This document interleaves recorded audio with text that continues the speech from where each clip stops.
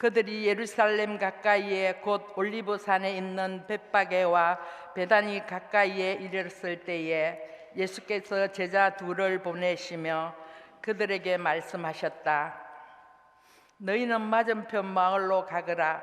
거기에 들어가서 보면 아직 아무도 탄 적이 없는 새끼 나귀 한 마리가 매여 있을 것이다.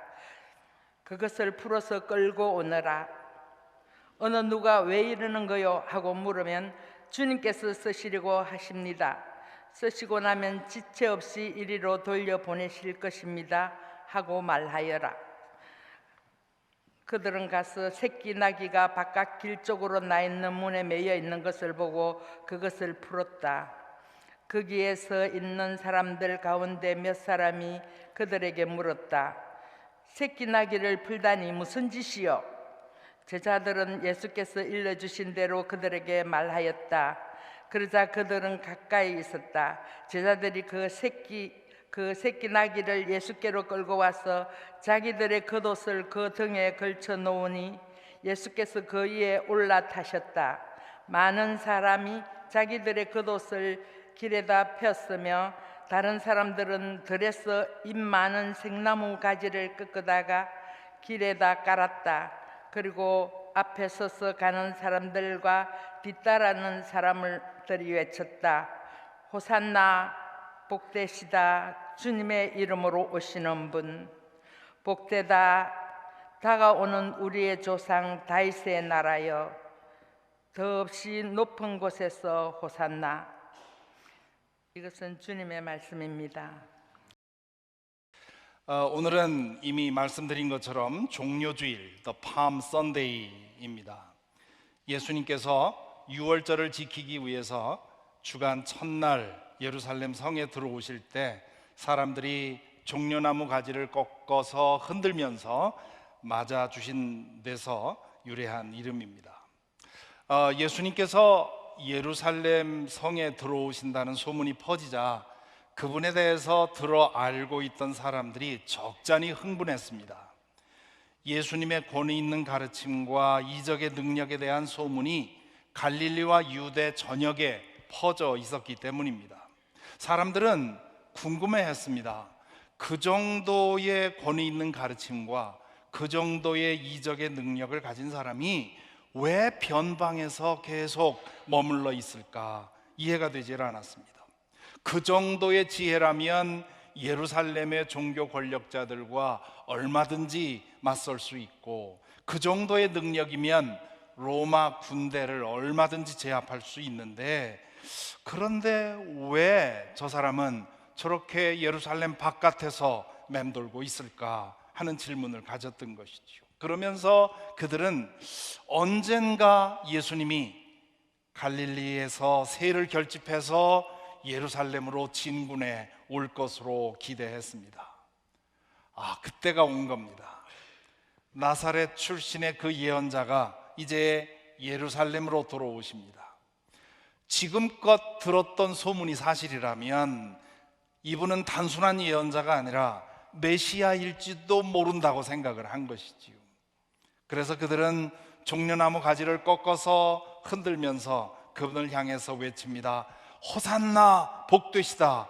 주님의 이름으로 오시는 분, 복되다. 다가오는 우리 조상 다윗의 나라여. 그렇게 외쳤죠. 하지만 그들이 보지 못한 것이 있었습니다. 예수님이 나귀 새끼를 타고 계셨다는 사실입니다. 말은 전쟁에 필요한 짐승이고 나귀는 노동에 필요한 짐승입니다. 엉덩이가 비정상적으로 크고 다리가 짧은 이 나귀는 지구력이 좋기 때문에 가축으로 아주 유익한 짐승이었습니다. 어른이 어린 나귀를 타고 있는 모습을 상상해 보셨는지요? 말을 탄 모습은 보는 사람을 위압하기에 충분합니다. 저도 가끔 등산을 하거나 이렇게 하다가 말을 타고 지나가는 사람을 보는데 그 밑에 선 제가 쳐다볼 때 얼마나 위압되는지 모릅니다. 반대로 나귀를 탄 모습은 참 우스꽝스럽습니다. 아주 만만해 보이지요. 그러니 나귀도 아니고 어린 나귀를 타고 있었다면 그 모습이 얼마나 만만해 보이고 우스꽝스러웠겠습니까? 그 사실이 이 종려나무 가지를 흔들어서 예수님을 환영하는 사람들에게 보이지 않았던 겁니다. 아니, 보이지 않은 것이 아니라 알고도 못 본 척 했는지도 모릅니다. 그들은 예수님에게 로마 군대를 제압하고 이스라엘을 회복시켜 주시기를 기대했습니다. 그 기대감 때문에 이 어린 나귀를 타고 있는 모습을 보고도 그것을 인지하지 못한 것이지요. 그렇다면 왜 예수님은 어린 나귀를 타셨을까요? 그 이유가 스가랴서 9장 9절에 나옵니다. 하나님은 스가랴를 통해서 장차 오실 메시아가 어떤 분일지를 이렇게 예언하시지요. 도성 시온아 크게 기뻐하여라. 도성 예루살렘아 환성을 올려라. 내 왕이 내게로 오신다. 그는 공의로우신 왕, 구원을 베푸시는 왕이시다. 그는 온순하셔서 나귀, 곧 나귀 새끼인 어린 나귀를 타고 오신다. 하나님은 이 예언을 통해서 장차 오실 메시아가 어떤 존재이고 어떤 일을 하실지를 알려주셨습니다. 메시아는 칼을 든 전사가 아니라 종의 모습으로 오실 것이라는 뜻입니다. 메시아는 모든 사람 위에 힘으로 군림하는 존재가 아니라 모든 사람 아래에 낮아져서 섬기는 분이 될 것이라는 뜻입니다. 예수님은 그 예언을 따라서 어린 나귀를 타셨습니다. 그분은 인류의 죄를 대속하는 대속 제물로서 당신의 생명을 바치기 위해서 예루살렘으로 들어가셨습니다. 이런 까닭에 저는 수년 전부터 종려주일이 아니라 나귀주일, 또 콜트 선데이라고 바꿔야 한다고 주장을 해왔습니다. 종려주일에 나귀 한 마리 끌어다가 저 교회 입구에 두면 참 좋겠다, 그렇게 말씀을 드렸죠. 하지만 센터빌 시골에 사는 일개 목사의 말을 누가 귀담아 듣겠습니까? 그런데요, 이 광야에서 외치는 자의 소리를 귀담아 들으신 분이 계십니다. 이 지역에 사시는 분 중에 영상으로 저의 설교를 오래도록 들어오신 분이 계신데, 그분이 작년에 인형을 만드는 분에게 부탁해서 어린 나귀 인형을 하나 만들어 보내주셨습니다.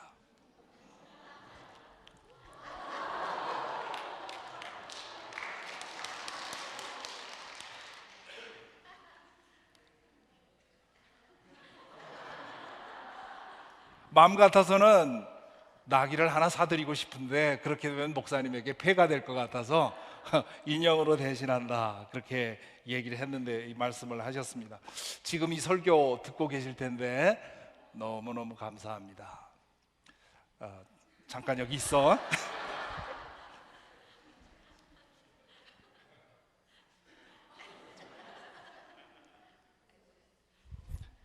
아지가 어려서 서 있기가 좀 힘들어요. 자, 여러분, 이 큰 눈으로 조나 안 조나 볼 겁니다.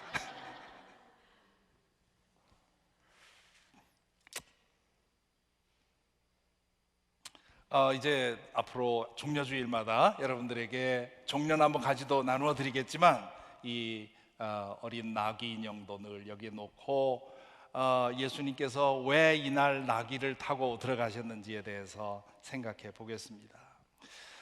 예루살렘에 들어가시면서 어린 나귀를 타신 것은 예수님의 생애 전체를 관통하고 있는 그분의 방향성을 선명하게 보여줍니다. 그것을 저는 사랑의 하향성, downward movement of love라 그렇게 부르겠습니다. 우리가 가지고 있는 사랑은 자기중심적인 사랑입니다. self-seeking love입니다. 그러나 하나님의 사랑은 자신을 내어주는 사랑입니다. self-giving love입니다. 사랑의 방향이 전적으로 다릅니다. 자기중심적인 사랑은 자신을 한없이 높이는 데서 만족을 얻지만, 하나님의 사랑은 자신을 한없이 낮추고 자신을 한없이 주는 데서 기쁨을 맛봅니다. 예수님은 하나님의 사랑이 이끄는 대로 당신을 낮추시고 낮추셨고 비우고 비우셨습니다. 예수님의 이 삶에서 드러난 사랑의 하향성을 아름다운 시편으로 묘사한 것이 빌립보서에 기록되어 있습니다. 이 빌립보서 2장 5절부터 10절까지의 말씀을 제가 의미적으로 좀 풀어서 다시 번역을 하면 이렇습니다. 여러분 안에 이 마음을 품으십시오. 그것은 곧 그리스도 예수의 마음입니다.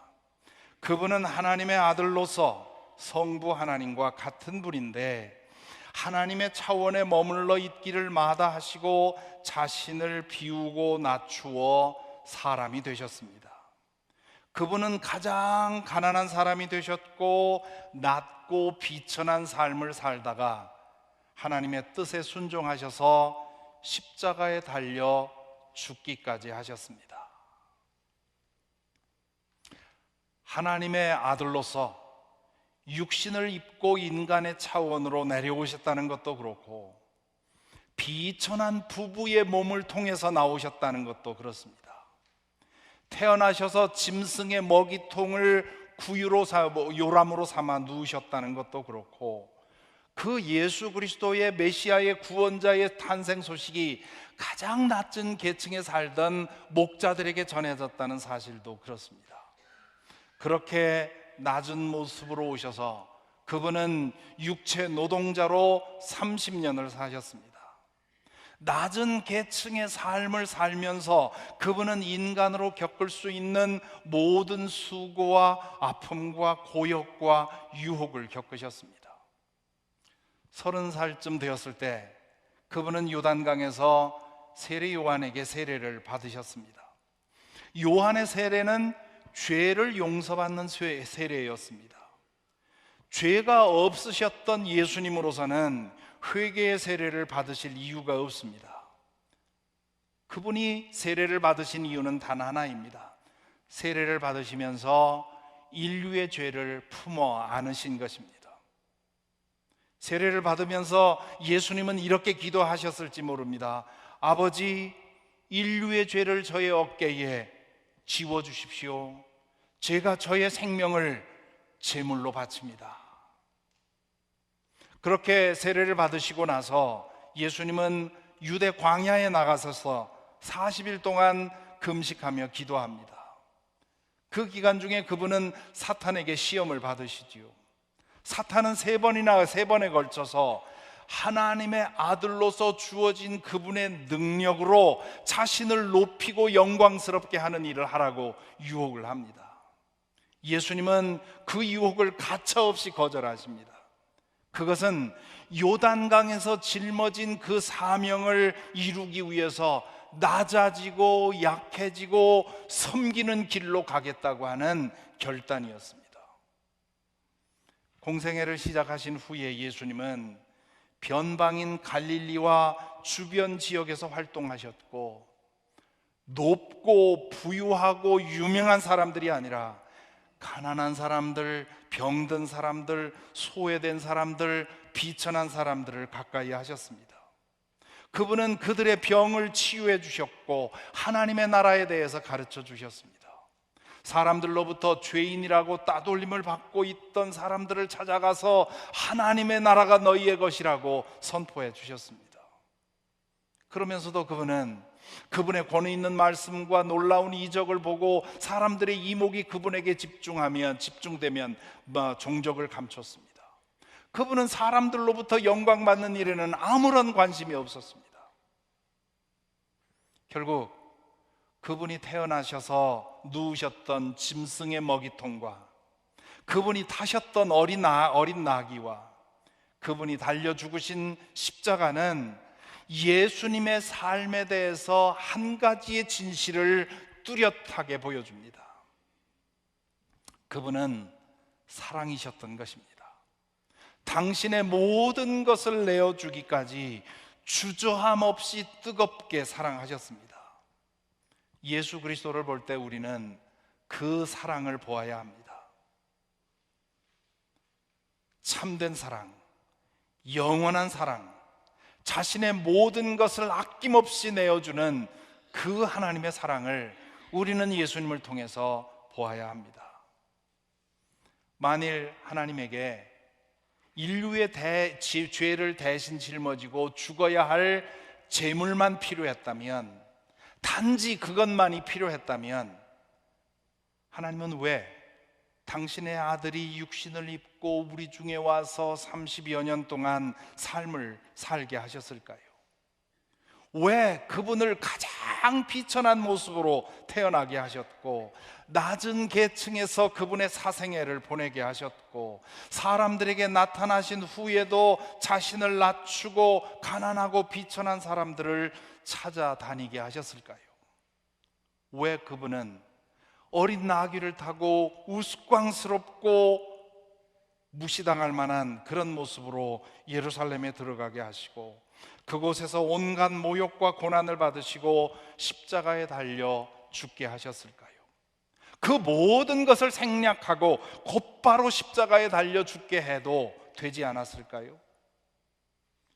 우리가 하나님의 자녀로 회복되는데 오직 대속의 제물만 필요했다면 이 모든 과정은 없어도 되는 겁니다. 하나님께는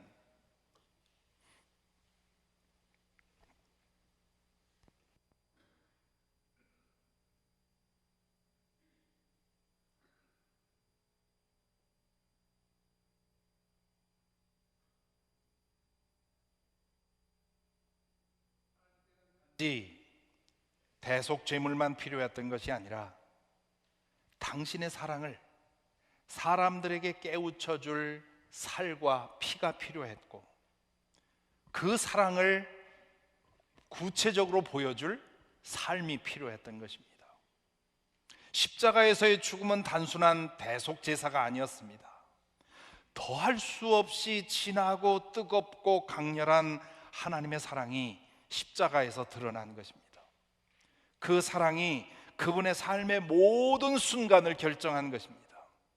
십자가에서의 죽음은 그분이 일관되게 살아낸 하나님의 사랑이 결정적으로 완전하게 더할 수 없이 극적으로 표현된 것입니다. 십자가에 달려 죽으신 예수님을 보고서 우리가 할 말은, 주님, 주님의 희생으로 저의 죄를 용서해 주셔서 감사합니다로 그쳐서는 안 됩니다. 우리의 믿음은 십자가의 그늘 아래 무릎 꿇고, 오 주님, 주님께서 저 같은 것을 이토록 사랑하셨군요 라는 고백에까지 이르러야 합니다. 그래야만 우리는 십자가의 의미를 제대로 아는 것입니다. 그 사랑을 깨닫고, 그 사랑을 느끼고, 그 사랑에 기대어 사는 것이 믿음입니다. 그 사랑만이 우리를 참되게 만족하게 하고 안식하게 합니다. 피조물로서 창조주이신 하나님을 떠남으로 인해 우리 안에 생겨난 우리의 실존적인 공허감과 불안감은 오직 하나님의 사랑 안에서만 채워질 수 있습니다. 그 사랑을 체험하면 우리는 더 이상 같은 존재가 아닙니다. 하나님의 영원하고도 절대적인 사랑 안에서 온전한 만족을 얻었기에 이제는 그 사랑이 이끄는 대로 우리도 우리 자신을 낮추고 비우고 섬기게 되는 것이지요. 우리의 자기 중심적인 사랑이 치유되어서 하나님의 self-giving love를 조금씩 배워가게 되는 겁니다. 이 사랑은 말로, 논리로 전할 수가 없습니다. 그것은 오직 삶으로 보여줄 수밖에 없습니다. 그래서 예수님은 그 사랑이 무엇인지를 삶으로 보여주기로 선택하신 것입니다.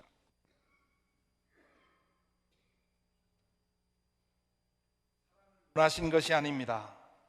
그분은 사랑에 대한 불의의 고전을 쓰시지 않았습니다. 그 대신 그분은 사랑을 사셨고 사랑으로 죽으셨습니다. 사랑은 추상적인 개념이 아니라 구체적인 삶이기 때문입니다. 삶으로 표현된 사랑은 사람을 감화시키고 변화시킵니다. 그래서 예수님은 십자가에 달려 죽기까지 그 사랑을 따라가셨습니다. 십자가가 그토록 많은 사람들을 깨뜨리고 변화시킨 이유는 그 위에서 드러난 이 하나님의 사랑 때문입니다. 지난 주간에 저는 십자가에서 드러난 사랑에 부딪혀 깨어진 우리 교우 두 분을 만나게 되었습니다. 논리로는 전할 수 없는 오늘의 이 메시지를 전하도록 주님께서 저에게 그 스토리를 전해주셨습니다. 예수님이 그 사랑을 삶으로 그리고 죽음으로 전한 것처럼 이 두 분도 삶으로 그 사랑을 저에게 보여주셨습니다. 한 분은 지금 췌장암 치료를 받고 계십니다. 그 자매님은 젊은 시절에 주님을 인격적으로 만나고 나서 지금까지 천사처럼 희생적인 삶을 살아오셨습니다. 어려움 중에 있는 교우들을 마음에 품고 늘 기도하셨습니다. 주님의 사랑을 따라 아낌없이 퍼주고 사셨습니다. 예레미야처럼 그분의 기도에는 늘 눈물이 있었습니다. 3개월 전에 자매님은 암 진단을 받고 치료를 시작하셨습니다. 자매님은 치료받지 않고 그냥 주님의 품으로 가겠다고 하셨지만 가족들과 교우들을 위해서 치료를 선택하셨습니다. 과거에 그분에게 여러 가지 은혜를 입은 분들이 그 자매님을 방문하고는 이구동성으로 위로하러 갔다가 위로받고 돌아온다고 하십니다. 그 자매님이 이미 천국에 살고 계심을 확인하기 때문입니다. 그분은 이미 죽고 사는 것을 초월하셨습니다. 암이 발견되기 전에도 그분은 자주 빨리 주님의 품에 가고 싶다고 하셨습니다. 죽음 너머에 있는 삶을 그분처럼 의심 없이 믿고 사모하는 분을 저는 많이 만나지 못했습니다. 그 믿음이 고난을 겪으면서 더 강해져서 그분이 겪고 있는 육체적인 고통을 무력하게 만들고 있는 것을 봅니다. 저만이 아니라 우리 방문하시는 모든 교우들 다 같이 보고 있는 일입니다. 그 자매님의 남편께서는 한 주에 한 번씩 그분을 위해 기도하는 교우들에게 상황을 업데이트 해 주십니다. 2주일 전에 그 자매님은 첫 사이클에 항암 치료를 마치고 CT를 찍었습니다. 그 항암 치료를 통해서 암 덩어리가 좀 축소되어서 수술할 수 있기를 바라고 있는 것이지요. 그런데 그동안에 지독한 고통을 겪었음에도 불구하고 암 덩어리가 줄어들지 않았다는 결과를 받았습니다. 그래서 두 번째 사이클을 시작하셨는데요, 그 소식을 전하면서 그 남편께서 이렇게 쓰셨습니다.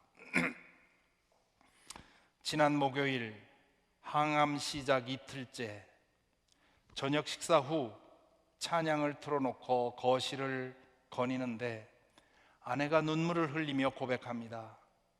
하나님에 대한 사랑으로 가슴이 터질 것 같아. 그 말을 듣고 아내를 꼭 안아주는데 아내의 가슴이 불덩이를 안고 있는 듯 했어요. 하나님을 향한 아내의 사랑은 그야말로 지순한 사랑입니다. 가장 가까이에서 함께 살고 있는 남편의 고백입니다. 저는 그 메일을 읽고 그분의 가슴에 불타고 있던 그 뜨거운 사랑이 그분의 암세포를 녹여 없애기를 바라며 간절히 기도했습니다. 하지만 본인은 상관없다고 하십니다. 그 뜨거운 사랑 속에서 이미 죽고 사는 것을 초월하셨기 때문입니다. 저에게 하나님의 사랑을 눈으로 보게 하신 또 다른 분은 스스로 몸을 움직일 수 없는 남편을 돌보고 계십니다. 다른 사람의 손과 발이 되어서 매일 그 일을 반복하는 것이 얼마나 어려운 일인지 해보지 않은 사람은 알 수 없습니다. 오랜만에 두 분을 찾아뵙고 따로 만나서 이 어려움을 어떻게 매일 견디고 있습니까? 여쭈었습니다. 위로하기 위해서 그렇게 말을 건넸다가 제가 머쓱해지고 말았습니다. 그분이 그러십니다. 어려운 거 하나도 없습니다. 저와 저 사람 우리 둘이 매일 천국을 살고 있습니다. 그 말이 진실이라는 것을 두 분의 표정에서 확인할 수 있었습니다. 그러면서 그분이 이렇게 덧붙이십니다. 제가 이럴 수 있는 것은 주님 때문입니다. 나를 위해서 주님께서 십자가에 당하신 고통을 생각하면 이것은 아무것도 아닙니다. 게다가 주님께서 내 이웃을 내 몸과 같이 사랑하라고 하지 않으셨나요? 주님의 사랑으로 남편을 돌보다 보니 이제는 남편의 몸이 내 몸이라는 걸 느끼겠어요. 내가 내 몸 씻는데 뭐가 어려워요?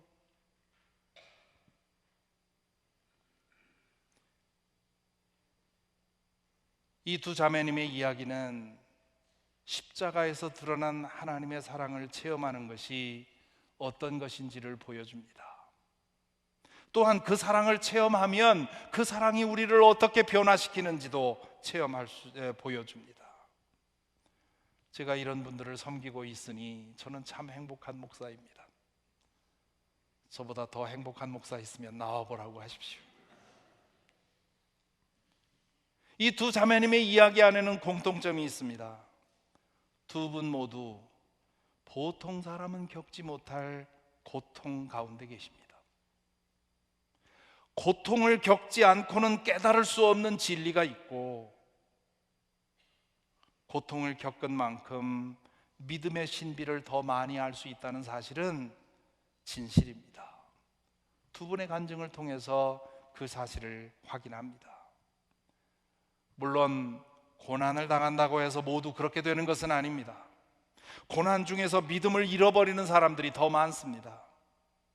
평소에 참된 믿음으로 살아 하나님의 그 사랑을 맛보아 안 사람만이 고난을 당할 때 이런 밀도 있는 사랑을 경험할 수 있습니다. 그리고 그 사랑은 모든 고난을 이겨낼 수 있게 만듭니다. 그래서 고난 중에도 천국을 산다는 말이 진실이 되는 것입니다. 얼마 전에 미국 개신교, 미국 기독교계에서 가장 영향력 있는 작가로 활동했던 필립 얀시의 글을 읽었습니다. 저도 이분의 여러 책을 통해서 많은 도움을 받았는데요, 우리말로도 우리 도서관에도 이분의 책이 여러 권 있습니다. 이 필립 얀시는 최근에 파킨슨씨 병에 걸려서 점점 약해지고 있습니다. 그런 자신의 상황을 묘사하면서 자신은 지금 그동안 배워왔고 그동안 그를 통해서 피력했던 그 진리를 자신의 삶 속에 실험하는 중이라고 했습니다. 노쇠함과 연약함 그리고 죽음은 우리의 믿음을 테스트하는 가장 중요한 실험장이기 때문입니다. 그러면서 그는, 이 사람이 원래 기자였는데요, 기자로서 수많은 사람들을 만나 인터뷰를 했는데 그 중에는 눈부시게 성공한 사람도 있고 고난을 극복해서 화려하게 재기한 사람도 있는데, 그런데 고난 속에 있으면서 그 고난을 믿음으로 받아들여 승화시킨 사람들도 있었다는 겁니다. 그러면서 이렇게 그가 글을 씁니다. Pain redeemed impresses me much more than pain removed. 저는 이 한 문장에 충격을 받았습니다. 이것은 평생 문장과 씨름한 사람 아니면 나올 수 없는 명문입니다. 고난을 극복해서 성공한 사람들의 이야기보다는 고난을 믿음으로 받아들여 승화시킨 사람들의 이야기가 자기에게는 훨씬 더 영향을 주었다는 말입니다. 기적적으로 고난을 벗어난 사람들의 이야기보다 믿음으로 그 고난을 받아들이고 그 고난 속에서 믿는 사람답게 죽은 이야기가 자기에겐 훨씬 더 감격스러웠다는 겁니다. 그래서 자신도 지금 파킨슨씨 병으로 약해지는 과정에서 믿음으로 이것을 수용하고 믿는다 사람답게 살다가 죽는 것이 자신의 소망이라고 이 문장을 통해 표현하고 있습니다. 앞에서 소개한 두 자매님은 필립 얀 씨가 얘기한 이 pain redeemed, 믿음으로 고난을 구속한 예라 할 수 있습니다. 저는 그동안 믿음 생활을 해오면서 예수 그리스도를 통해 드러난 하나님의 순전하고 뜨거운 사랑을 맛보곤 했습니다. 십자가 앞에서 그 사랑에 항복해서 깨어져 울었던 적도 여러 번입니다. 예루살렘을 방문해서 2000년 전에 십자가가 세워져 있던 그 자리에 무릎 꿇고 앉아 기도드릴 때 느꼈던 그 울렁거림이 지금도 생생합니다. 저는 예수 그리스도를 통해 드러난 그 하나님의 사랑에 만족 얻었고, 그리고 그 사랑 안에 머물러 살고 있습니다. 아무 자격 없이 받은 그 사랑 때문에 저는 주님을 사랑합니다. 저의 모든 노력의 목적은 저를 위해 모든 것을 내어주신 그 주님을 기쁘시게 하는 일입니다. 그 사랑을 따라 저도 주님처럼 낮추고 비우고 섬기기를 힘쓰고 있고 또한 그래왔습니다. 저의 삶의 여정에서 사랑의 하향성이 선명하게 드러나기를 소망합니다. 저의 어머니의 삶에서 보았던 그 십자가, 제가 존경하고 사모했던 그 교우들의 삶에서 뚜렷하게 보였던 그 십자가의 모습이 저의 삶을 통해서도 좀 드러나게 되기를 소망하며 살고 있습니다. 그런데 두 자매님이 깊은 고난의 골짜기에서 삶으로 보여주신 그 고난의 이야기는 고난 주간을 앞두고 있는 저에게 큰 깨우침과 도전을 주셨습니다. 제가 경험한 사랑, 그리고 제가 행하고 있는 이 사랑이 얼마나 부족한지를 보여주셨습니다. 저도 주님께 대한 사랑으로 내 가슴이 뜨거워져서 어쩔 줄 모르는 그런 순간을 경험하고 싶습니다. 저도 한 사람이라도 제 자신의 몸으로 여겨서 지극정성으로 섬기는 그 사랑을 해봤으면 좋겠습니다. 저의 의지로가 아니라 제가 경험한 사랑에 사로잡혀서 기쁨으로 그래보고 싶습니다. 지금껏 제가 경험한 사랑, 지금껏 제가 해온 사랑으로는 어림도 없습니다. 그런데 그런 지고지순의 사랑은 고난의 깊은 골짜기에 처할 때 맛볼 수 있습니다. 고난의 어두운 터널을 지날 때 그동안 내 안에 축적된 사랑의 내공이 드러나게 되어 있습니다. 따라서 평안할 때, 안전할 때 주님의 사랑 안에 머물러 살기를 힘써야 합니다. 그렇게 살아갈 때 인생의 곤고한 날이 이르면 우리도 그와 같은 믿음의 이적을 체험할지 모릅니다. 고난이 깊을수록 주님께 대한 우리의 믿음은 절실해지고, 믿음이 절실해지는 만큼 그분의 사랑도 절실해지기 때문입니다. 그것을 안다면, 고난은 우리 모두가 싫어하는 거지만, 그러나 고난을 피할 수 없다면 그 고난을 반길 수 있습니다. 왜냐하면 고난 아니고는 맛볼 수 없는 믿음의 신비를 맛볼 수 있기 때문입니다. 사랑하는 성도 여러분, 우리는 누구나 곤고한 날을 지나가야 합니다. 고난 없는 삶을 살 수 있다는 생각은 착각입니다.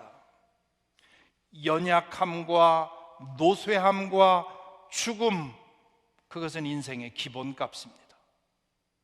우리의 과제는 그 모든 것을 최대한 늦추고 피하기 위해 힘쓰는 것이 아닙니다. 물론 그러기 위해 노력해야 하지만, 그러나 동시에 그 모든 것을 인정하고 그것에 대해 준비되어 있어야 합니다. 그렇다면 과연 우리는 그 인생의 곤고한 날에 대해서 얼마나 준비되어 있습니까? 인생 여정에서 마땅히 대면해야 하는 절망, 모두가 견뎌야만 하는 고통, 그리고 누구도 피할 수 없는 죽음을 당할 때 여러분의 믿음은 어떻겠습니까?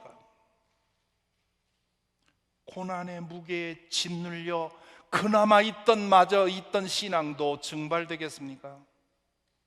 아니면 나 자신도 놀랄 만큼 내 안에 축적되어 있던 믿음의 내공이 그 힘을 발휘하겠습니까?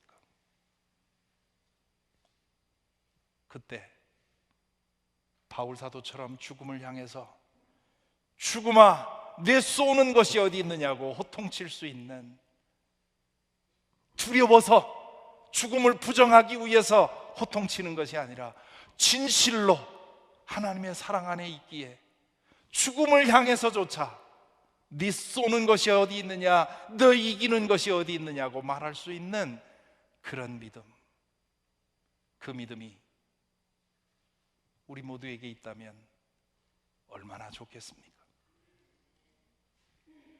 기도하겠습니다.